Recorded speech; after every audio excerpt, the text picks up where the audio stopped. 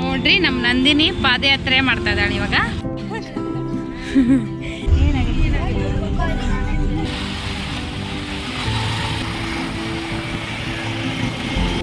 Hi hello ನಮಸ್ಕಾರ, welcome back to my YouTube channel lifestyle of ಮೇಘನ. ಇವತ್ತಿನ ದಿನ ನಾನು ಒಂದು ಟ್ರಾವೆಲ್ ವ್ಲಾಗ್ನ ಮತ್ತೆ ಶೇರ್ ಮಾಡ್ತಾ ಇದ್ದೀನಿ. ಇವರು ಬಂದ್ಬಿಟ್ಟು ನಮ್ಮಮ್ಮ. ಇವಾಗ ನಾನು ನಂದಿನಿ ಬೆಂಗಳೂರಿಗೆ ಹೋಗ್ತಾ ಇದ್ದೀವಿ.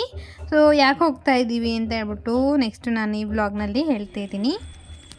ನಂದಿನಿ ಇವಾಗ ಅವಳು ಡಿಗ್ರಿ ಕರೆಸ್ಪಾಂಡಿಂಗ್ ಮಾಡ್ತಾ ಇದ್ದಾಳೆ.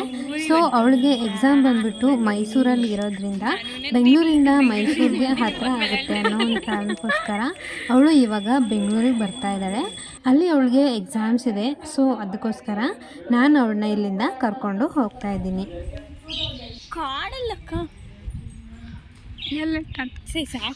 ನೋಡ್ರಿ ನಮ್ಮ ನಂದಿನಿ ಪಾದಯಾತ್ರೆ ಮಾಡ್ತಾ ಇದ್ದಾಳೆ ಇವಾಗ.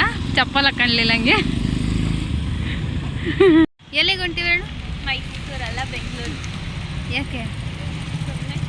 ಸುಮ್ಮನೆ. ಇವಾಗ ಇಲ್ಲಿ ಮೈಲಾರ ದೇವಸ್ಥಾನ ಹತ್ರ ನಿಂತ್ಕೊಂಡು ಬಸ್ಸಿಗೆ ಕಾಯ್ತಾ ಇದ್ದೀವಿ.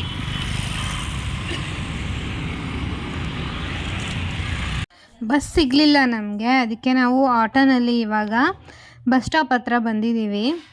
ಇವಾಗ ಹೊಸ ಸ್ಲಿಪ್ಪರ್ನ ಕೂಡ ನಂದಿನಿ ತಗೊಂಡ್ಲು.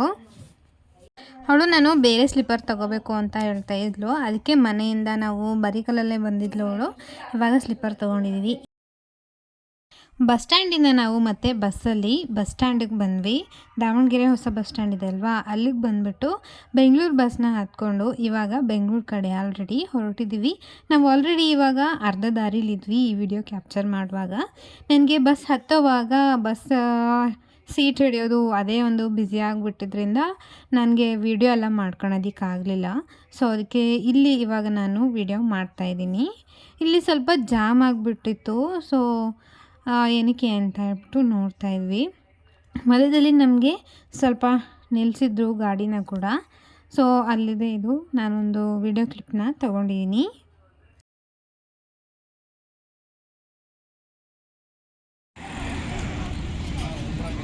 ಇಲ್ಲಿ ಏನಾದರೂ ಸ್ನ್ಯಾಕ್ಸ್ ತಗೊಳ್ಳೋಣ ಅಂತ ಅಂದ್ಕೊಂಡ್ವಿ, ಬಟ್ ಎಲ್ಲ ತುಂಬ ಕಾಸ್ಟ್ಲಿ ಇತ್ತು. ಸೊ ಅದಕ್ಕೆ ನಾವು ಒಂದೆರಡು ಬಾಳೆಹಣ್ಣು ಮಾತ್ರನೇ ತೊಗೊಂಡ್ವಿ. ಮತ್ತು ಅಲ್ಲಿಂದ ನಮ್ಮ ಜರ್ನಿ ಸ್ಟಾರ್ಟ್ ಆಯಿತು.